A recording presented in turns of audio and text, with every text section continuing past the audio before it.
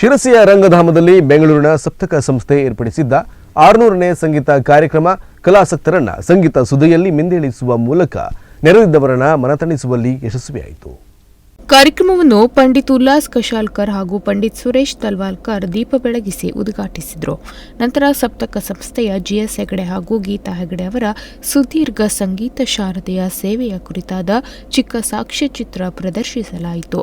GS Hegde ಅವರು ಭಾವುಕರಾಗಿ 4 ಹೃದಯಸ್ಪರ್ಶಿ ಮಾತುಗಳನ್ನು ಆಡಿದರು. ಇದೇ ಸಂದರ್ಭದಲ್ಲಿ ಪಂಡಿತ್ ಉಲ್ಲಾಸ್ ಕಶಾಲ್ಕರ್ ಅವರನ್ನು ಶಿರಸಿಗರ ಪರವಾಗಿ ಸನ್ಮಾನಿಸಿ ಗೌರವಿಸಲಾಯಿತು.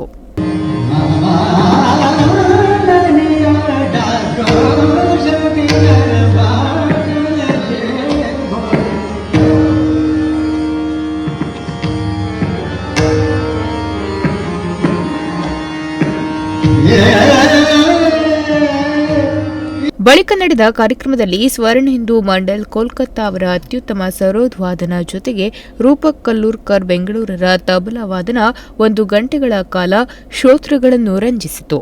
ಸ್ವರಯೋಗಿ ಪಂಡಿತ್ ಉಲ್ಲಾಸ್ ಕಶಾಲ್ಕರ್ ಅವರ ಅಮೋಘ ಗಾಯನಕ್ಕೆ ತಾಳಯೋಗಿ ಪಂಡಿತ್ ಸುರೇಶ್ ತಲ್ವಾಲ್ಕರ್ ಅವರ ತಬಲಾ ವಾದನ ಹಾಗೂ ಪಂಡಿತ್ ಗುರುಪ್ರಸಾದ್ ಹೆಗಡೆ ಗಿಳಿಗುಂಡಿ ಅವರ ಹಾರ್ಮೋನಿಯಂ ವಾದನ ಕಲಾಸಕ್ತರನ್ನು ಮನಸ್ಸಿಗೆ ಮುದ ನೀಡಿತು. ತಂಬೂರ ಸಹಕಾರದಲ್ಲಿ ಅದ್ವೈತ್ ಕೇಸ್ಕರ್ ಹಾಗೂ ಮನು ಹೆಗಡೆ ಸಾಥ್ ನೀಡಿದ್ರು.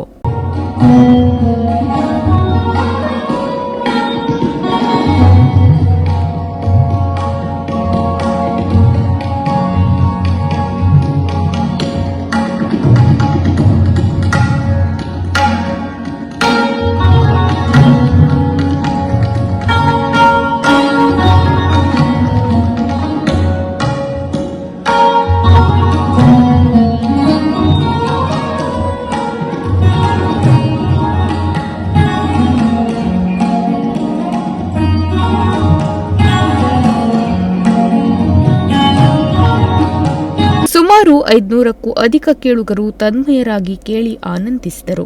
ಜಿಎಸ್ ಹೆಗಡೆ ವಂದನಾರ್ಪಣೆ ಮಾಡಿದರು. ಈ ವೇಳೆ ಸಪ್ತಕ ಸಂಸ್ಥೆಯ ಸಿಬ್ಬಂದಿಗಳು ಹಾಗೂ ಸಂಗೀತಾಸಕ್ತರು ಉಪಸ್ಥಿತರಿದ್ದರು. Nudisiri news desk, Sirsi.